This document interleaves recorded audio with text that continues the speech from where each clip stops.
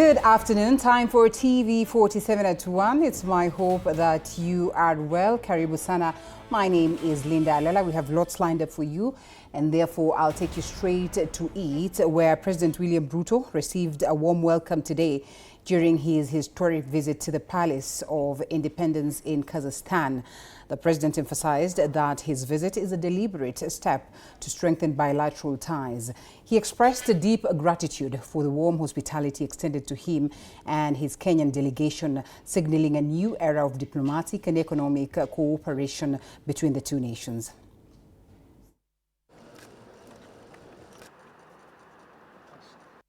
I want to assure you that my visit here is deliberate and intentional to elevate the relationship between our two countries, to build on the relationship that already exists, the trade and investment opportunities that are already underway between our two countries. I recognize that there is significant and growing trade relationship between our two countries. And back to the country, Eden Mohamed has officially been sworn in as the new Commissioner General of the Kenya Revenue Authority, KRA, taking over leadership of the tax agency following the exit of Humphrey Watanga in April. A swearing-in ceremony was conducted at the Supreme Court led by Chief Justice Martha Koome. Mohamed pledged to prioritize efficiency, transparency, as well as innovation in tax administration, noting that his leadership will focus on expanding the tax base, sealing revenue leakages, and strengthening compliance. As the Commissioner General of the Kenya Revenue Authority, I do swear that I will be true and faithful to the best of my ability and power and execution of the trust committed to my charge and inspection in the service of the Kenya Revenue Authority, and that I shall not acquire, take, or receive any fee, gratuity, or reward, whether pecuniary or of any sort or description whatsoever, either directly or indirectly. All right, speaking of expanding the tax base, solid conversation tonight on TV47. And of course, as we get to engage the CS for Treasury, John Mbadi, that is revolving around the finance bill. You need to stick around. Begins at 6, going all the way, so that, of course, we get to engage and know what is there. Now, a 16-year-old boy from Kwa Kamari, that is in Seikuru, Kitui County, is walking to Kitui town in a peace campaign following recent killings linked to clashes between camel herders and farmers. Gift Mumo, who dropped out of school after grade 9 due to the conflicts, says that the insecurity has disrupted his education and forced his father to flee the area, leaving him under the care of his mother, a peasant farmer. He says many families have lost loved ones and property in the attacks and is now calling on leaders to provide electricity, build hospitals, and restore lasting peace. Gift has been walking for 8 days and is expected to reach Kitui via Mwingi town, covering about 240 kilometers in his peace mission. Natembea sababu ya akia kwa Kamari. Akia yenye natakikana huko. Kitu ya kwanza, kuna watu walichomewa maduka za kwao, wakachomewa mali yao yote na Wasomali. Na venye walichomewa, hakuna kitu serikali iliwapatia. Kuna watu waliuliwa, watu wao, na hao watu waliuliwa wanataka watoto wao wasome. Watasoma aje jameni wa Kenya wenzetu? Hao watu wanataka kusapotiwa, hao watoto wao wasome. Sisi huwa tunajua kulima. Hiyo ndio mali yetu. Na Waoria anakuja analisha ngamia zake, mbuzi zake, ng'ombe zake. Na akilisha huwa anasema aje? Huwa anasema, tukimuuliza, huwa anasema hiyo ni majani ya ngamia. Na majani ya ngamia ndio inataka kutusomesha sisi kama watoto. Na tunataka kupata shule rate. Na ukimuuliza anakupuuzia. Hiyo kitu, na hao watu wenye wanakaa huko ni Waria. Na wanakaa Kateleng, sasa tunaongea wako Kateleng. Viongozi wafuatilie maneno. Kitu ya kwanza, watuletee wale watu waliavektoa hizo vitu vyote. Walichomewa maduka za kwao, watoto wenye waliachwa, wawasaidie venye wanaweza wasaidia. New commissioners of the National Cohesion and Integration Commission NCIC, including the chairperson Kefa Nyamweya, officially assumed office today after taking the oath at the Supreme Court of Kenya. The swearing-in ceremony was presided over by Chief Justice Martha Koome, marking the formal start of the Commissioner's 6-year mandate. The event underscores the Commissioner's renewed focus on promoting national unity, integration and peaceful coexistence across the country. And all the distinguished members of NCIC and Kenya Law Reform Commission and all the guests this morning, good morning. Good morning. Welcome to the Supreme Court. We actually love visitors, but we regret that we entertain our visitors on their feet. We've always dreamt that God will give us provisions to have an auditorium where you can all sit in comfort and we can administer these functions in dignity. We apologize to have you on your feet, but this is just a matter of time. We will have an auditorium befitting these occasions. So allow me to start by congratulating you and Dr. Kefa Omai on your appointment as the chairperson of the National Cohesion and Integration Commission and the 7 members of the NCIC, Ms. Josephine Eragai, Mr. Joseph Nguyo, Mr. Jackson Kedogo, Dr. Samuel Mwawasi, Ms. Irene Turei, Mr. Hassan Hammond, and Ms. Jerusha Michael. I also wish to congratulate Ms. Anit Wangia and His Excellency Mutura Kilonzo Jr. on your appointment as commissioners of the Kenya Law Reform Commission. Let me thank all the speakers who have spoken this morning, led by Dr. Omai, for your very, very profound statements. It's like you took away my speech. So, as a good lawyer, all I can say is that I associate myself with those very profound statements and adopt them as my own. But let me say that your appointment, as you said, is truly an act of solemn public trust. The offices you now assume carry significant constitutional and statutory responsibilities that are central to the stability, cohesion, and democratic development of our nation. Starting with the chairperson and members of the NCIC, you now, as your chair has reiterated, shoulder a great national responsibility. The NCIC was established under the National Cohesion and Integration Act 2008.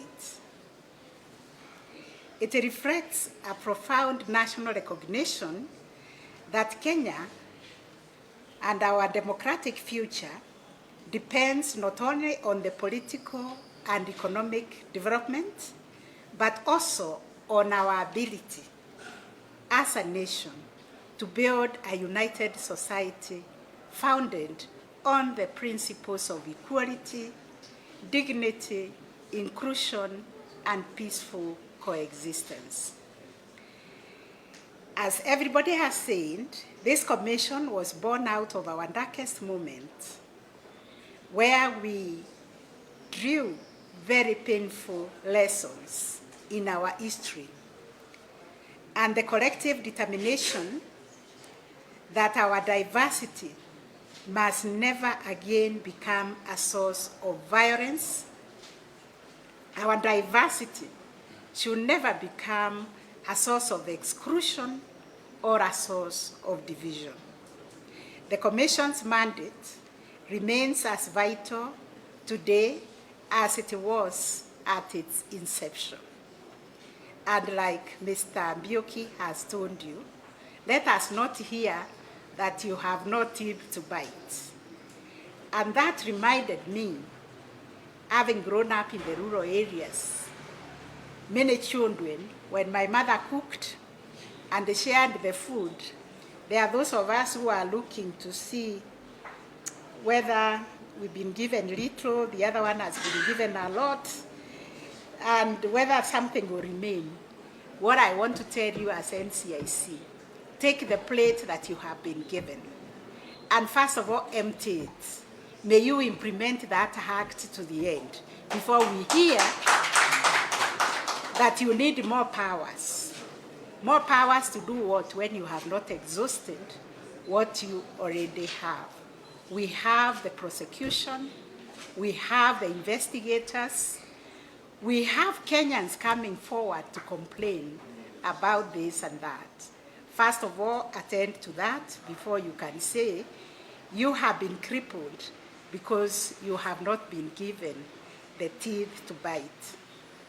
This is a time, like everybody has said, where societies across the world are increasingly confronted by the evil spirit of polarization, the evil spirit of intolerance, the evil spirit of misinformation, and identity-based tensions. So, an institution such as NCIC remain indispensable guardians of social cohesion. All right, the Siaya County government has intensified its push to transform agriculture into a profitable and resilient economic sector through targeted investments in farmer institutions, irrigation, value addition, and youth-led agribusiness initiatives. Speaking during the National Agricultural Value Chain Development Project Day, that is in Siaya, Governor James Orengo presided over the issuance of checks to cooperative societies, SACCOs, as well as farmer producer organizations. He also flagged off personal protective equipment for all county markets, a move that is aimed at strengthening farmer support services. The event further marked the swearing in of 150 young agripreneurs who will play a key role in agricultural extension services and grassroots farmer outreach.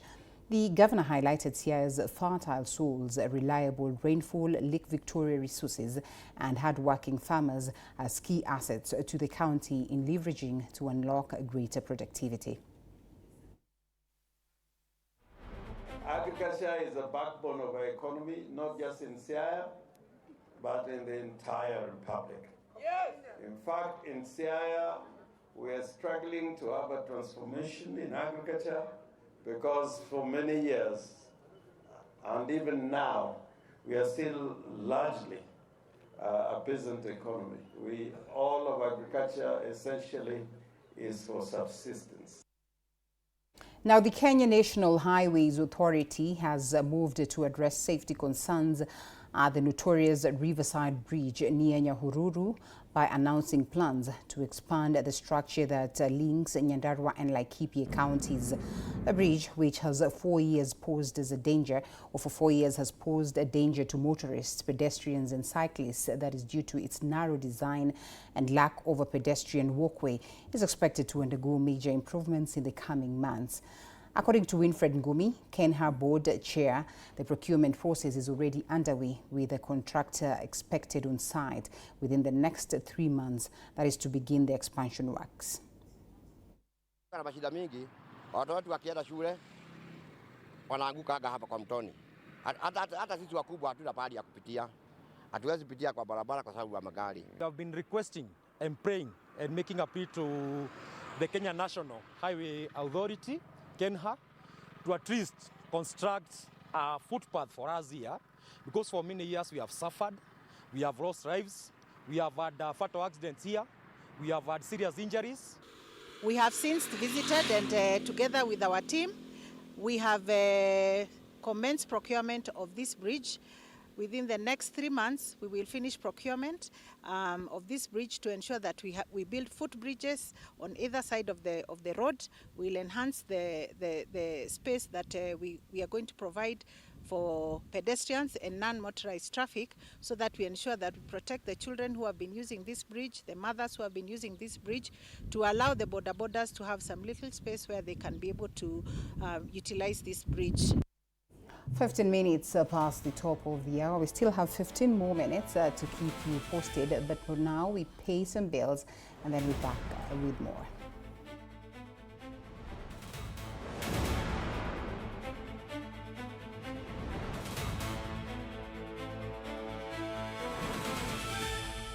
Sundays at 8:30 p.m. Good morning. You have my rent? Leo jioni kama tutakuwa tumelipa rent, nauza hii simu yako. Hamna pesa. I need 3 G's to make my nails today. Sasa hivi natuhusu aje? Can I order now? Do you ship? Can I get blinking ones? Mimi nilikuwa na trade. Nimewekelea kitele yangu. Kitele yangu na trade. Nikikunyuma. Oh my God. He left me. Nitumie ni live. Uko nje kuna wifi. Why? Hi-Fi? Wait, so what do we call this dish again? I have no idea. The cucumbers are there specifically for my beauty routine. Tamulini kero make a beauty product. Na ameenda. Tunafaa tukuwe na logo yetu. Like, si ni brand already. We won't entertain divas. No. I'm not dealing with a man child. Amazing. Sharpen the energy. Sundays at 8:30 p.m. on TV47. Saturday at 8:30 p.m. My father used to tell me that a hotel is the home for travelers. I guess I forgot that. Recently, it's been more of a mirror of my own ambition. Ooh, yeah. We might fail. We will probably fail, but not for a lack of trying. So for the last time, and the first time, welcome to Connect In, the best experience in Eastern Central Africa and its environs. Saturday at 8:30 p.m. on TV47. Wednesdays at 8:30 p.m. This is a very serious place. I see that. Surely. Hey, Nyumba. This is the place. Just for a few days. Rule number 2. Kwani Google inajua maisha yangu wewe? That's my seat. It's a chair. It was hers. You're new here? Yes. You learned the rhythm. This place is run by structure. Structure. It is a system. Ni venye tu ni system haisikizi. And what happens if something you haven't chosen enters your day? I remove it. Kama taka juicy juni.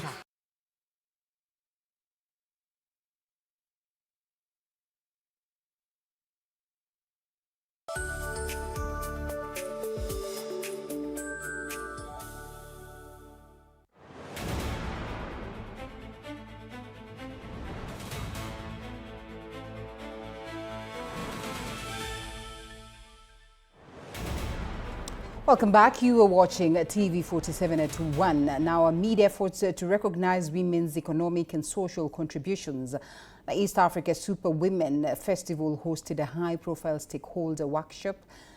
And the event honored outstanding female leaders for their exemplary governance, led by Jane Kare Imbunya, now Principal Secretary for Public Service and Human Capital Development.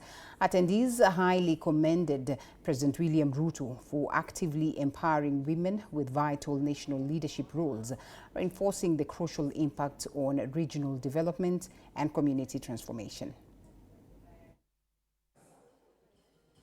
When you reach a leadership level, most of the think it's out of favor, it's not by merit. So we find ourselves working twice or 3 times just to prove that we deserve being where we are. At the same time, finding a balance in life, because we are mothers, we are wives, we are sisters, we are daughters. So trying to create that balance at work between all these key players is not easy. All right, and we now get to shift gears from that. Of course, we'll be preparing more details of the same. And women, friends and family of gospel artist Rachel Muthoni Wandeto gathered at the Kenyatta National Hospital morgue demanding justice following her brutal killing in Mwiki, Nairobi. Homicide detectives from the Directorate of Criminal Investigations have taken over the probe as investigations intensify to establish the motive behind the attack and track down the suspects. Rachel succumbed to severe burn injuries at Kenyatta National Hospital on Monday after reportedly sustaining over 70% burn during the attack. First of all, I really want to appreciate the state for finding time to be with us here. My name is Senator Tabitha Mutinda, nominated Senator, Nairobi County. And today we are here to make a presser on a statement on the tragic death of Rachel and the dangerous politics of hate, intimidation, and incitement. We are deeply saddened and outraged by the horrific death of Madam Rachel, a young Kenyan woman who suffered a brutal acid attack allegedly carried out by unknown assailants.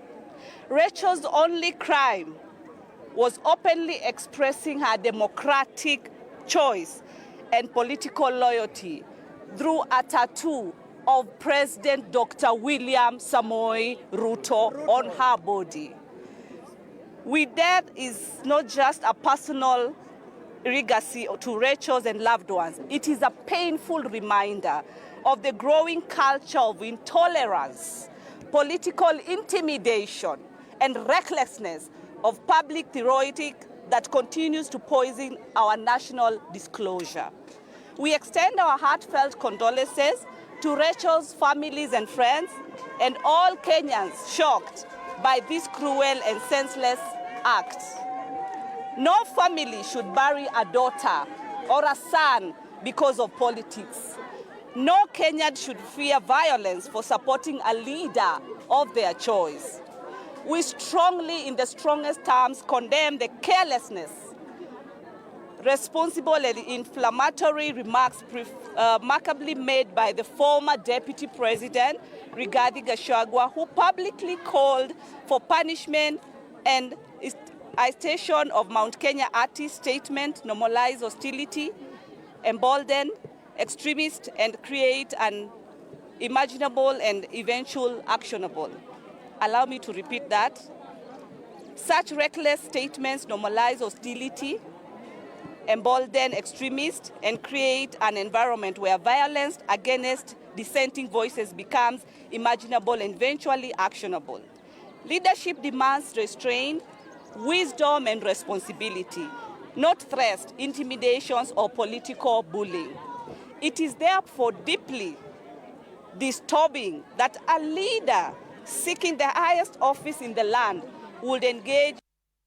And South African wine exports to Kenya crossed 3 million litres in 2025, signaling a major shift in the country's wine market from volume consumption to premium experiences.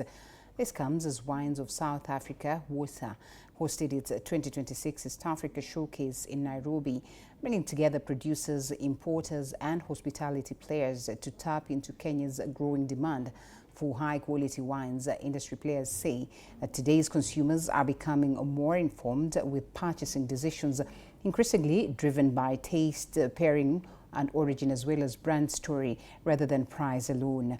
WOSA says the rise of wine education, lifestyle dining, and premiumization is positioning Kenya among Africa's fastest growing premium wine markets. East Africa markets have been the fastest growing markets for us in terms of volume and value. So we're seeing big numbers coming into Kenya. Value, and this is the pride of the Kenyans, that they consume wine that are actually at premium. So we, for the past 7 years, been rolling out the premiumization strategy so that people, you know, as they have been introduced to wine, they now migrate to the higher end of the wine, and we're seeing that growth. So we're very thrilled to be in this market. And there's been an acceptance also to just the younger generation who are now accepting wine as an everyday sort of drink to have with their lunch, with their dinner, brunches. A lot of brunches now are sort of just formulated around wine. So we're very excited to see that growth here. Are curious generally, even when it comes to wine. So we're not very like hell-bent or stuck on the style of wine. So it's like, yeah, if this is something that's happening, something that's popping, they will try it, which is good. Good thing is now we're looking at more premium wines consumption, which is good for us. So it's not just, you know, very, let me say, affordable wines that are being drunk. People are now coming up to see what are the premium wines there and, you know, how do they taste. They're able to spend a little bit more on wine, which is good for us. All right, after Kenyans raised alarm over the proposed use of biometric data in national census and surveys, the Kenya National Bureau of Statistics has moved to calm fears, assuring the public that personal information will remain safe, confidential, as well as protected under the proposed Statistics Bill 2026. Speaking during a public participation forum in Mombasa, KNBS Acting Head of Legal Services Linda Olueni said the new law will then strengthen data security, that is through strict compliance with the Data Protection Act, the Access to Information Act, as well as Article 35 of the Constitution, even as the agency pushes to transform into Kenya Statistics Authority. Now, additionally, KNBS insists that the data will only be used to improve accuracy, eliminate duplication, and enhance the credibility of national statistics. Meanwhile, the proposed law states that biometric data shall not be shared for administrative, enforcement, or investigative purposes unless through a court order. And now, of course, as the government also plans to establish a national statistical system, county statistics offices, and special statistics fund to support large-scale data collection activities across the country.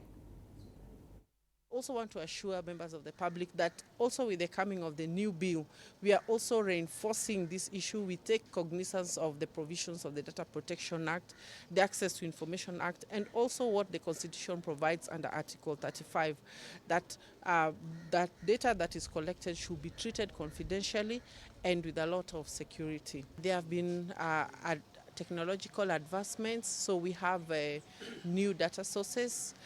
We are also seeking to have a fund that will be established by the Cabinet Secretary.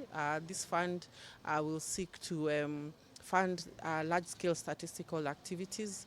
We are also proposing in the new bill to establish the County Statistics Office, which will deal with the matters touching on statistics around the counties for planning purposes. If this bill becomes law, we are looking forward to a very progressive area on matters census and publication of census results, because we are also looking at that as an authority, as a regulator in this space. We should be able to have this issue dealt with within the shortest time possible for purposes of resource allocation, which we know is a very thorny area in our nation.